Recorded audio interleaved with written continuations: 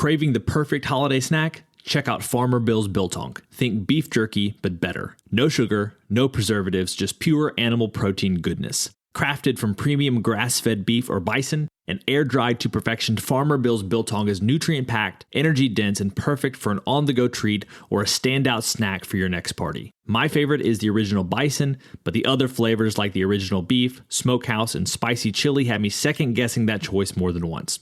Visit FarmerBillsProvisions.com to grab a 1-pound slab or a variety pack and use code BIZBIT10 for 10% off. Farmer Bill's Biltong, don't be the 2-liter guy at this year's Christmas party.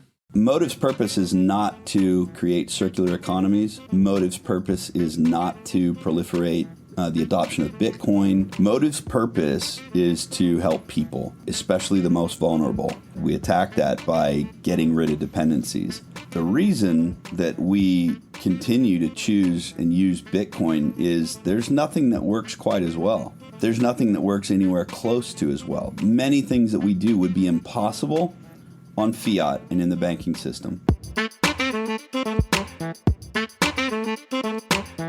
Welcome to the Business Bitcoinization Show, the show dedicated to helping you enrich your life and grow your business with Bitcoin, the hardest money on planet Earth. I'm your host, Josh Friedemann, and our guest today is Rich Swisher, who is the co-founder and CEO of Motiv, a 501c3 nonprofit that empowers the disempowered and uses Bitcoin circular economies to help people eliminate dependencies that are keeping them oppressed. I really enjoyed learning about what Motiv is doing, and I encourage you to keep up with them if you enjoy what you hear on the interview today. Of course, before we get to the interview with Rich, we do have this week's Bitcoin Meetup Spotlight, and this week is the Asheville Bitcoiners. Asheville Bitcoiners is the place to be to talk about Bitcoin in Western North Carolina. They invite plebs, maximalists, and no-coiners alike to stop by their friendly gathering at Zillicoa Beer Company every other Thursday from 6 to 8 p.m. You can find more information about Asheville Bitcoiners on their meetup page or on Twitter at AVL Bitcoiners. Those links are in the show notes below, and if you want to find a Bitcoin meetup near you, I encourage you to download the Oshi app where you'll be able to do just that. Now, we're going to get to our interview with Rich right after this. Business owners, unlock the benefits Bitcoin has to offer your business with the Bitcoin for Business Quick Start Guide. This 27-page guide highlights the 6 ways you can grow your business with Bitcoin. Check it out in the show notes. Rich, welcome to the podcast. Thanks so much. Really, really excited to be here. Thanks so much. So I like to start off every single interview with a few questions that help us to get to know you a little bit better and give us some insight for our own lives. Are you ready for these? Absolutely. When and how did you first learn about Bitcoin? I first learned about it, I don't know how early. I hope it wasn't really early or kick myself even harder. But first learned about it through just kind of my background and interest in cryptology. I used to work nuclear security, and we use cryptology over in Europe. I was part of a NATO nuclear strike force. And so it was just interesting. And then would hear about, I was really interested in the code breaking in World War II and things like that. And so it hit me there, and I wasn't interested in it as a financial tool whatsoever. I just, I didn't give any credence to that and really wasn't financially literate anywhere near where I should have been. First time I paid attention to it as a money would have been in 2017 or 2017. And I was speaking to a guy that I worked for at this biotech company who had a bunch of investment in Bitcoin, and he was talking a little bit about it, and he had just left me with, you really need to learn more about it. And I, again, didn't touch it at all.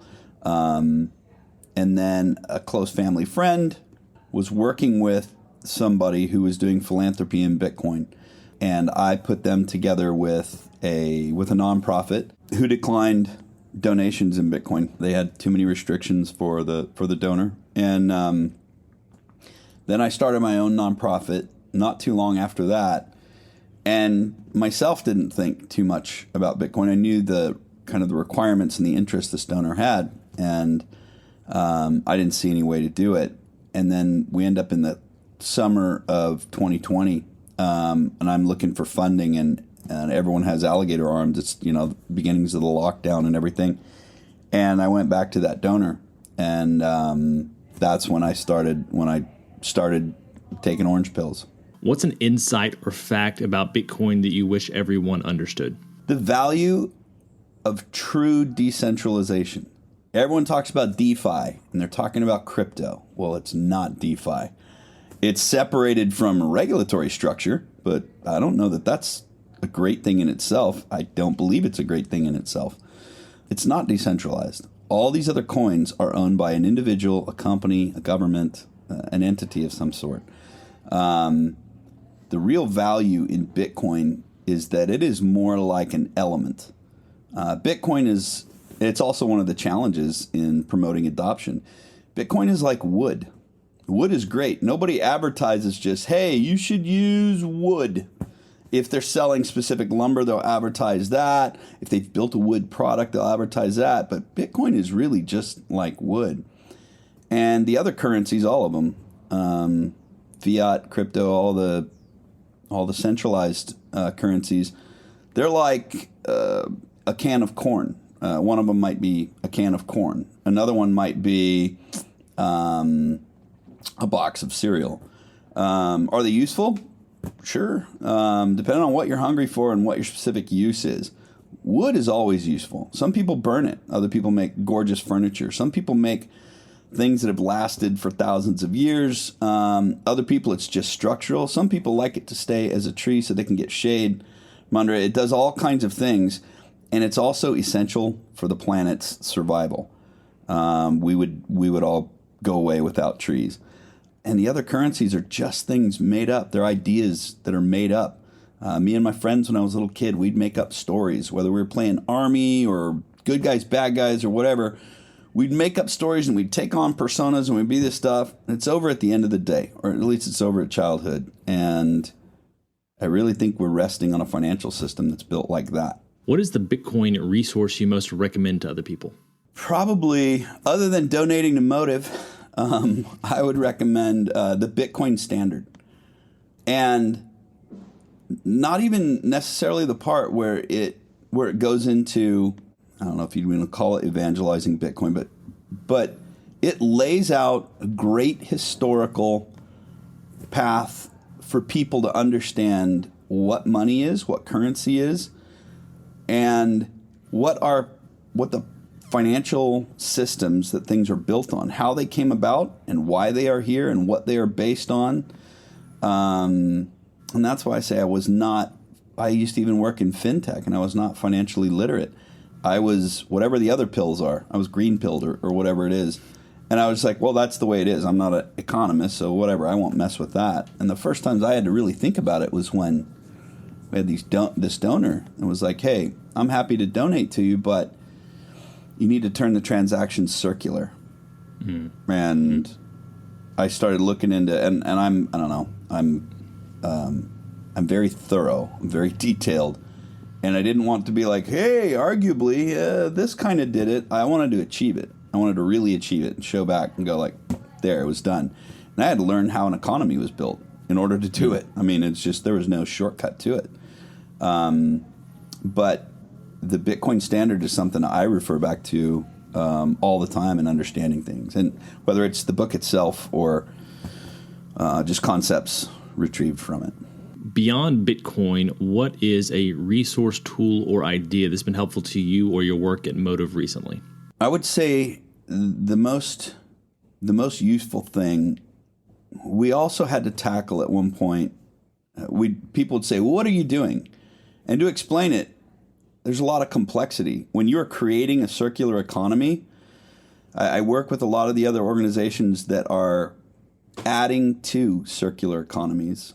And some of them are working on creating them, but we really create economies that could operate solely on Bitcoin, and they don't. And they're at various stages of maturity. But to explain that to somebody, you're going to need 15, 20 minutes of their time, and they're probably still going to be scratching their head. Mm. What I've found really useful when we broke everything down to find out what it is we do, the problem we tackle is dependency. Dependency on whatever. We all have dependencies. I live in America. I have dependency on the fire department and the police department, our medical system, like it, love it, whatever. I need it. The military to keep us safe, this and that.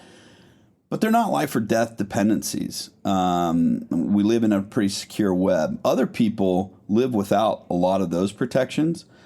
And some people, the people that we serve in Motiv, their dependencies are for survival, and their needs are not met, and they cannot themselves meet their needs. And what I really boiled down was dependencies equal vulnerabilities. I have a manageable number of dependencies, and I've got a lot of options for ways around them. If I lose income one way, I can get a job doing something else. I can rely on a good education and this and that. But when dependencies get to a certain tipping point, your vulnerabilities get to a point where you're susceptible to do things you'd never dream of doing just to survive. You hear the story about the South American soccer team that crashed and resorted to cannibalism to stay alive. They would have never thought they would have done that until it came to life or death.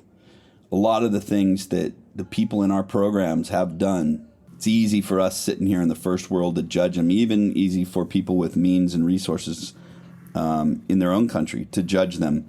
But you'd have to walk a lifetime in their shoes to understand how they got there. And the basis of it is dependency and overwhelming vulnerability that destroys lives and communities. And so that's the concept I would like people to think about, because, it's really stark and obvious down in slums outside of Lima. But it's applicable right here. I live in a lovely beach town in California. It's applicable right here, right now to us. If we don't start recognizing that, hey, anytime a dependency is created that we opt into, we are adding vulnerability and we're getting ourselves closer to that. We really need to look at, this country was based on independence, and it's just strayed further and further from it. Really look at, how do you limit your dependencies and reduce your vulnerabilities for you and your families? That's the idea, I think, that I find most important to focus on these days. Excellent. And there's probably a lot for people to think about right there for their own lives. I'm sure we'll delve more into how that connects to Motiv's work as well over the course of the interview. But before that, we have what we call our final arbitrary but insightful question, and it's this. As a general life principle, is it better to ask why or why not? Oh, I think they're inseparable. I think you have to ask both each time. I was always wired that way. I kind of had a strange upbringing, and I was thankfully wired to not just do what I was told without asking why. And I wasn't wired to not do what I was told not to do without asking, well, why not? And I have 3 sons, varying in age quite a bit. My oldest is 34. And there's very few things where I've told them, just when you're told, just do. 99.9% of the time, you need to look at why do that and why not do that. And quite often, authority figures and the rules are right. They're in there for a good place. And I've broken many of them, and it's not done me well. Or I've adhered to some that have really helped me out. But I think you have to really weigh everything for yourself and make your own decisions. Meet Linkster, your premier Bitcoin-focused advisor. Linkster caters to businesses, institutions, family offices, and high-net-worth individuals. They merge your unique financial goals and needs with Linkster's Bitcoin expertise to craft your own sustainable plan to preserve and grow the value of your hard-earned profits and retained earnings. And Linkster is not just advice, it's tailored execution. Connect directly with the founder by visiting linkster.com. That's LYNCSTER.com. Linkster. Secure your future with Bitcoin.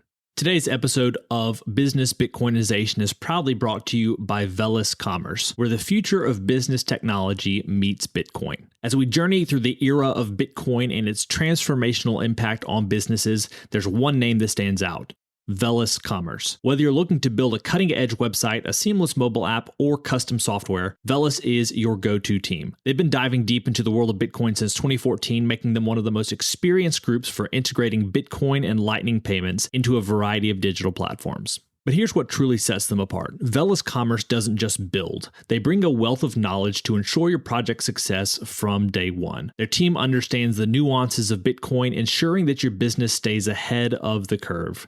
And for all business Bitcoinization listeners out there, Velis Commerce is offering a free consultation to kickstart your project the right way. So if you're ready to future-proof your business in the coming age of hyper-Bitcoinization, head over to veliscommerce.com or reach out on Twitter at veliscommerce. Let's make sure your business thrives in the Bitcoin era.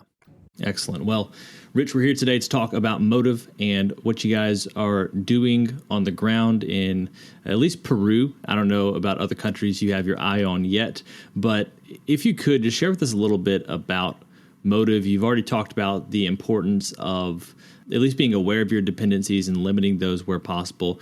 But could you share with us a little bit more about what you're doing on the ground in these communities? So on the ground, we've gone through, like I said, we had so many stumbles and mistakes, fumbling and learning how to do this, how to create these circular economies. And Motiv's purpose is not to create circular economies. Motiv's purpose is not to proliferate the adoption of Bitcoin. Motiv's purpose is to help people, especially the most vulnerable. And like I said, we attack that by getting rid of dependencies. The reason that we continue to choose and use Bitcoin is there's nothing that works quite as well. There's nothing that works anywhere close to as well. Many things that we do would be impossible on fiat and in the banking system. Even if you went to the most widely used cryptocurrency, centralized one, Ethereum, you'd be putting people at just a much too great of a risk.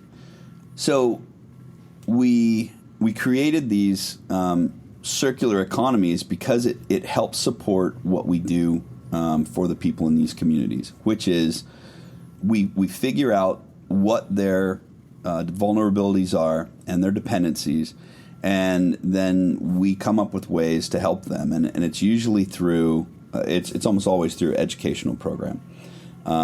So we educate them on vocational skills to help them be able to maybe get a job, entrepreneurial skills so that they can start a home business. And that's really, at that level, that's most commonly the thing that works the best.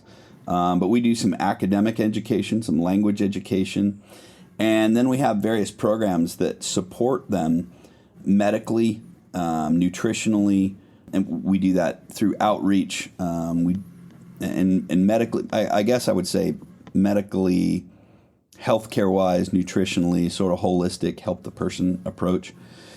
And not only do you build economies in a community, but you also, the best way to help people is a community approach. We're a tribal animal, people are. And you can't just help one member of that tribe do well and it spreads. You have to teach them that they have to spread it to others.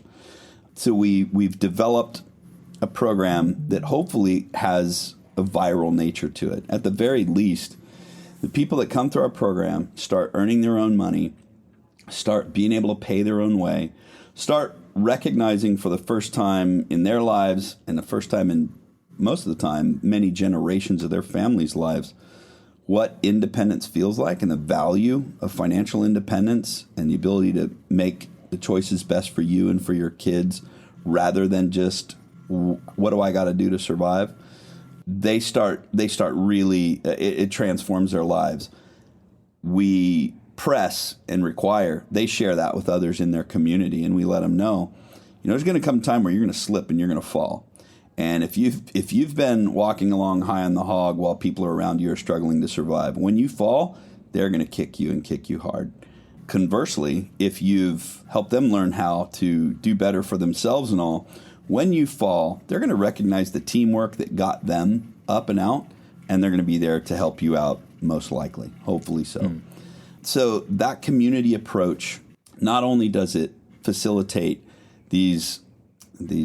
our comprehensive centers that are kind of like generators for generating and sustaining circular economy, but it's generating, sustaining income that wasn't there before, and it's generating a healthier outlook on, how you're able to live your life. So these comprehensive centers that you just mentioned, do you go into a community and work with them to identify where those areas of dependency are and then set up a center within a community? Or do you have the center outside of the community and invite various communities to come to it for that training and teaching as it's relevant to them? Our centers are typically of and by and for the community. So we identify an area that we can go to, because the areas that it's needed, there's millions of them. We can't, we're in 16. What we look for is the right people in that community that are already serving and helping others, most all the times without the means to really do so. They're giving the shirt off their back and they don't have another shirt in their closet. Those kind of people who have a personal calling on their heart to serve the needy, that's a leader. Servant leadership is everything for us. And when we find a person like that, now we have a foothold that we can look a little deeper, where we can say, okay, what's going on? What are the problems that they're trying to solve? What are they trying to help? Most of the time, it fits what we do. And we have many, if we had unlimited resources, we could do this many, many more times than we do now, with right leaders in place and all. But so many organizations, like charities and aid organizations, they really don't want to have people achieve independence. The dependency creates the need for that organization to stay. Motiv's organization has become unneeded and obsolete. That would be our dream, is that, we're out of here. Don't donate to us. Problem solved. A lot of other organizations, there's people within those organizations that they're counting on this. This is their career. They've dedicated their life to this. I get all the reasons why those dependent structures end up in here, but we hope to not have them. And the people that we utilize as leaders in these community centers are people that have that calling on their heart. They've been doing it anyway. And the centers themselves, they're often in churches, and not like churches like this building. People gather here on Sundays. They've kind of cleaned it up a little bit, and there's a pastor that teaches that kind of church. Some community centers, sometimes it's people's homes. One lady, just the most amazing lady maybe I've ever met, Betty, she's opened her home and gave her home to it. And it's not like she's wealthy. She was raising 2 special needs kids, one of whom is not with us anymore, who was helping and serving with Motiv when he passed. But everything she does, she just gives everything she has. I mean, she's Mother Teresa in Peru. She opened up a new area now, the one where our shoemaker is, Caraballo, and everyone told her, like, oh, geez, why would you go there? And why would you pick this building that you're going into? It's horrible. You're never going to find anyone there to live there, that would be willing to live in Caraballo and go through this. And Betty was like, oh, no, I'm going to live there. Me and my husband will move in there. We'll make this happen. When you find people like that, you have a giant head start. Having their heart in the right place. We have the hearts of these servants there in Peru. We have some of the business minds up here in the U.S. And without that partnership, if we were just coming in and providing that, okay, we're going to build a nice building, we're going to do all this, that goes back to giving. And I think it's much more valuable to go to that community and go, we have ideas that you could latch onto and lift yourselves out of these situations, but you got to have skin in the game. We need a place. You got a place for us to go to? If they really didn't want help, they'd say no, and we'd say, okay, sorry. They didn't really want the help. What we're trying to do is inspire them to lift themselves out of these situations And you can lead a horse to water, but you can't make it drink. So the places that it works, they chip in, they dive in, and they also lead a lot of our expansion. It's what led us into agriculture, and now we're working on moving into regenerative agriculture. It was people within there that saying, yeah, I don't want to do a posteria. I have access to a piece of land. I want to farm and grow some things there. Like, oh, that could be a business. How much land do you have? Wow, you're not able to utilize all of that. What about renting it out to some of these other people? We'll help them learn how to grow products, and bam, we have a produce farm. So I appreciate you sharing all that context. And for a lot of Bitcoiners who are listening to this, just like myself, really like the idea of limiting dependencies, single points of failure. And so it's almost like the ethos of Bitcoin is there. If you could share with us about how Bitcoin actually fits into the plan, maybe by like a practical example or two, so that we can begin getting a picture for how this works with Bitcoin. Well, let me try to organize my thoughts on that, because there's so many ways. And, sure. And it was a great learning experience for me. First of all, non-KYC. It's absolutely necessary and critical. Eliminating that middleman guarantees access, and it guarantees freedom to transmit. The ability to transmit anywhere in the world virtually for free is really critical. Lightning Network, a lot of what we do, it just wouldn't be feasible without Lightning Network. Let's see, down in, let me give you different examples, because we really operate in 3 different regions of Peru, kind of 4. One region is Lima. Lima is a desert. It's also the big city, and there's nice areas in Lima. But it's a desert that receives less than 1/10 of an inch of rainfall a year. So get outside of where they're actually planting and watering stuff, nothing grows. And unless it's in like a riverbed. There, non-KYC is the most important thing. These people are not, a lot of them don't have identities, no birth record, no nothing.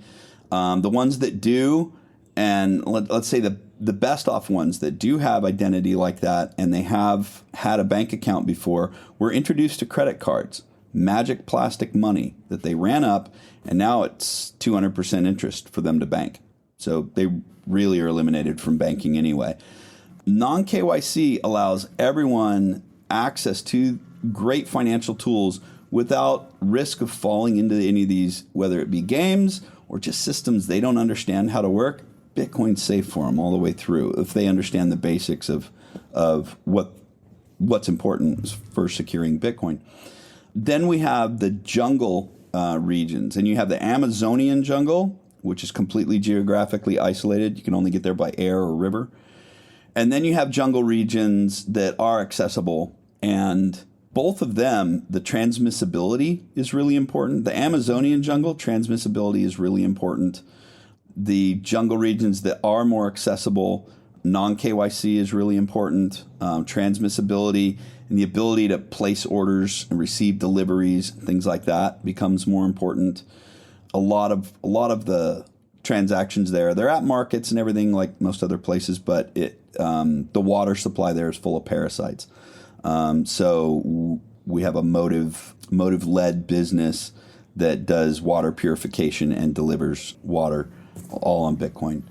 And then you get up into the Andes, the 3rd/4th region. The jungle's kind of 2 different regions. And you get up into the Andes, and there you have extremely hardworking people that are creative in how they can earn money, but they are geographically isolated from the broader economy. So transmissibility is massive for them, but also non-KYC, because even if they have birth records and they could get to, or they could have a bank account, they can't get to the bank.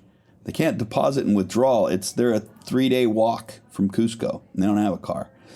So Bitcoin as a financial system for us operating in Peru, not only does it work independently in each of these regions, but these regions are able to interact with each other because of that. And we use primarily the people in our programs use the Blink wallet, and it has some great tools that help them out. Maps where they can bring up a pin to a business, send money directly to that business, send their son to go pick up what they had just ordered or whatnot. It also translates it or converts it directly into soles. A lot of our people are illiterate, and doing that math from Satoshi to US dollar to US dollar to Solus, and do I have the right conversion rate today is tricky. But I was talking to, at Bitcoin 2023 in Miami, I was talking to the CEO of an exchange over in Europe. He was like, wow, when you say non-KYC, I just cringe. There's the only reason to have non-KYC is criminality. There's no good reason unless you're a super prepper and you're a wingnut going, hey, the government's all out to kill us. And so it was great. His background, he was an attorney, and so we debated, friendly debate, and challenged all the way through. And at the end, he was like, I've never heard such a great reason why non-KYC it's critically needed. It's not needed everywhere, in his opinion, but he's like, there's an example where only that'll work, and why not let it work? And especially if it's only on Bitcoin. So those would be, and some of the exact examples of how Bitcoin would work. A remote village in the Andes, how we started our program, we saw that they were 5% of their children each year were dying due to improper footwear and exposure to cold through their feet. Dying of various things, but traced back to that very directly. Our thing was, okay, that's the whole problem. Let's solve that problem with athletic hiking boots, 7 pairs of socks, and 2 visits by a medical foot specialist. And then that worked. The byproducts of that, though, were, okay, well, these kids can actually keep going to school all year for the whole school year. They were stopping. When your shoes wore out, so did going to school, because you got to walk 5 miles to school, 5 miles back. And with those shoes, you're not going to make it as a little guy. So you're done going to school. And then they'd have to weigh, like, okay, we need the kids to help with the crops, the meager crops that we can grow to barely keep ourselves fed, corn and some wheat, grass for their guinea pigs that they raise to eat and all. The kids can't be helping out like that either. Once they had footwear, it increased their food supply and their food productivity. It's increasing their education, so bettering their future, helping with the food supply, helping gain better nutrients so their brains work better. It was great. The only way that village can operate financially in such a way where it's improving itself, like through now with Bitcoin, they can start producing products like blankets and coats and scarves and things like that. They had lost those arts. We had to reteach these classes, teach them how to make them. And now with fiat, they would have to just carry what they could carry on their back and walk a few days into Cusco, hope to sell them, and then hope they got it home with the cash they sold it for. And they needed to sell them now. It's like, yeah, I only have 5 days to be here. I still have a lot of these left. Okay, I'll just take $1 a piece. It ruins their market. Well, now with Bitcoin and Motiv, we help them set up relationships with businesses in Cusco. Because literally, you'll go there and you'll buy a Peruvian scarf. It'll say "Made in China" on it sometimes. So we're able to go and say, hey, here, help them advertise. These come from villagers right around here. These are handmade. Here's the pictures of the ladies doing them. It doesn't matter. They don't have to sell right away. And that money can be transmitted back in Bitcoin. The women don't have to leave their families for weeks at a time, or the men or whatever. And they don't have to have bank accounts for those that can't get that. They can have them, certainly, but don't need them. None of that works securely without Bitcoin. All of that is you're teetering on a weak log. So that's kind of an example of how, again, it's holistic. It's not one simple thing. And we got told by so many people and groups and donors and everything, just do one thing. Just pick one little thing. Well, it doesn't make the change happen. And yeah, we're not going to change the whole world, but let us at least be an example that here's a system that actually holistically can make change happen. And please, everybody copy us and replicate it. And then I'm curious about how Bitcoin enters into these smaller communities in the first place. I'm assuming somehow through Motiv. But how does that process happen? Well, we recognize the harm that's done by charitable giving. And a lot of people say, wait, charitable giving is good. You're a nonprofit. You look for donations. When you're just giving, you are setting up another dependency. You're not helping anything. You might, in survival situations, absolutely, earthquake, emergency or whatnot, for sure. That I'm not talking about that. I'm talking about steady giving. So for our programs, the people that join them, they have to earn it. And this is how the Bitcoin comes into that comprehensive center and radiates out. The comprehensive center works like a generator for that circular economy. So the way you would earn it is a lady says, okay, I'm interested in this class of being able to build a posteria for myself or create a business making pastries out of my home. So she receives a Motiv scholarship in Bitcoin for great attendance, if not perfect, being there on time, working hard, paying attention, learning and advancing.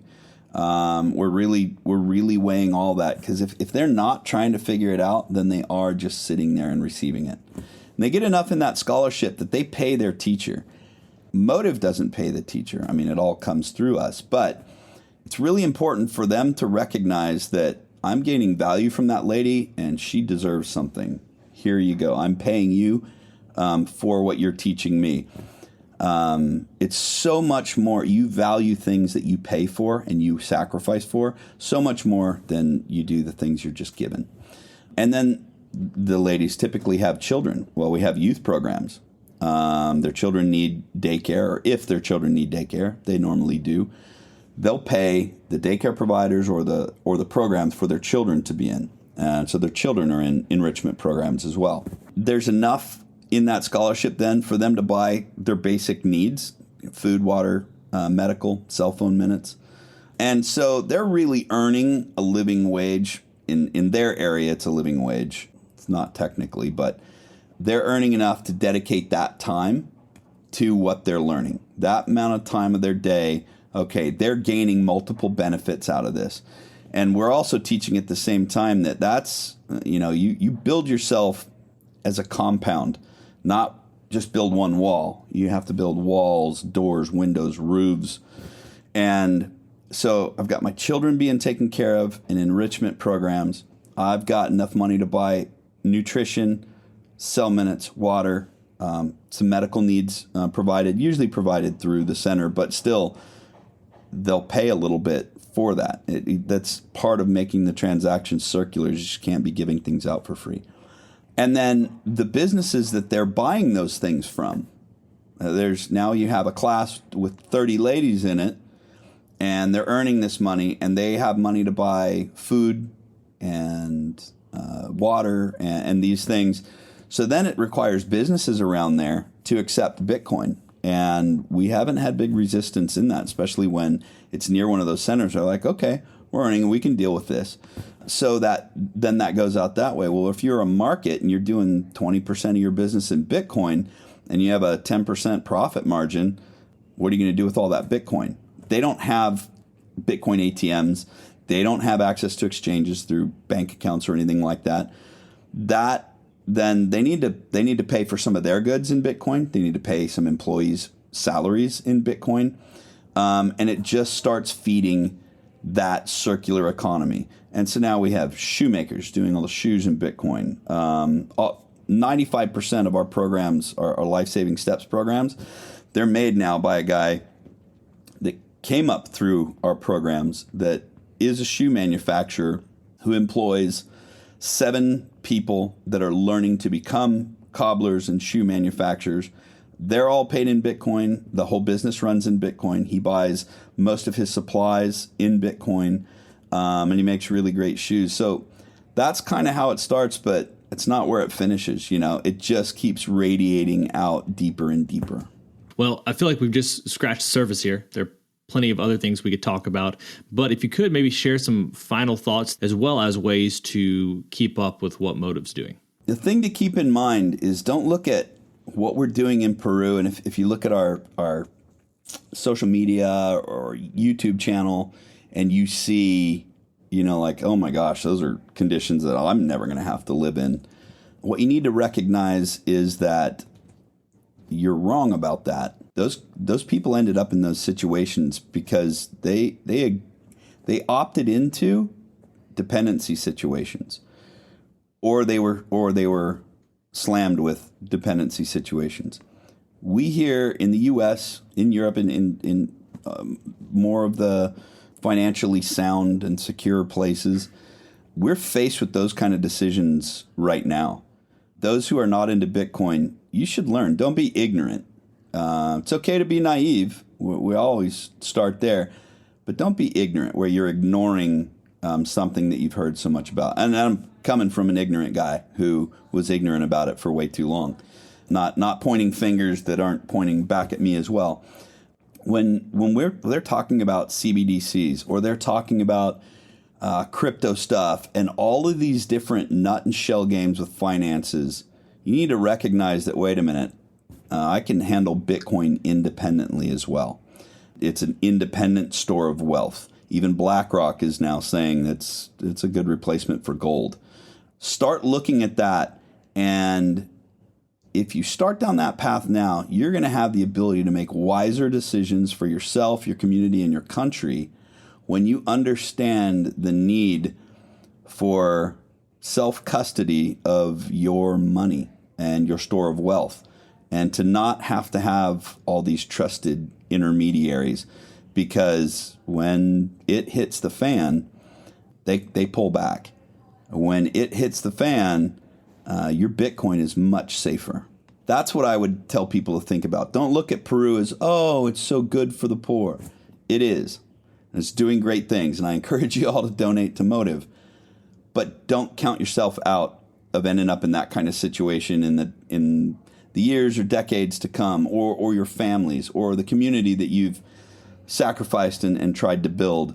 It can happen to you, and with technological advances the way they are, with the pressure Bitcoin and blockchain has put on legacy systems to change, it could happen quickly. That's the thought I would lead them with.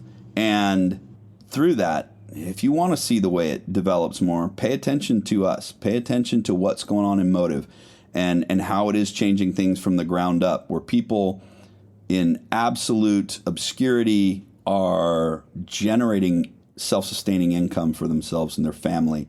And a big part of that is paying attention and learning things you need to learn, but it's also, they have a financial system that's independent. Lastly, I would say follow us by tune into my Twitter at MotivPM. And Motiv is M-O-T-I-V. There's no E on the end of it. At MotivPM. Or our corporate Twitter that I need to get more active on, at MotivNGO Global. Our YouTube channel is also at Motiv NGO Global. Our Facebook and everything else is around there. And then my co-founders at Motiv Peru. I think it's just at MotivPeru.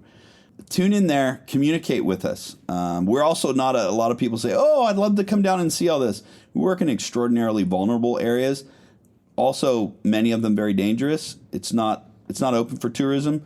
We do have tourism things coming later this year. You will be able to travel and do all of the wonderful things, Machu Picchu and everything, with outstanding, long-lasting, long-existing travel companies, and do it all on Bitcoin if you choose, and through Motiv, and that'll go to help support our programs. Not only will we get a piece of, if you book through Motiv, we'll get a little percentage that go into our programs, but also this tour company will be directing you towards some of these little micro entrepreneurs and regular entrepreneurs that have grown up through the Motiv system. So you will now have the opportunity. It won't just be the comprehensive center driving the generation of this economy. It'll also be inflows of money through that. Who doesn't want to go see the Sacred Valley and Machu Picchu in Peru, or surf one of the famous waves there?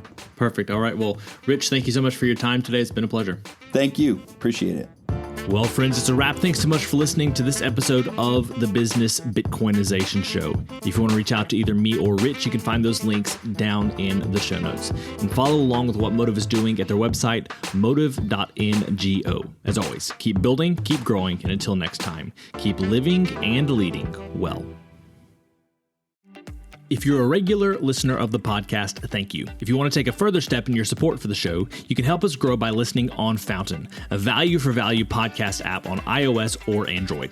If you hear something you like that you disagree with or anything else, you can share it by sending some sats and adding a comment with your thoughts. Some of you have already done this and I appreciate it. I'm going to begin reading your boosts on upcoming episodes, so if you have some insight or value to add, let the people know. Getting started with Fountain is easy. You can add Bitcoin to your Fountain wallet by using your fiat accounts or any Lightning wallet.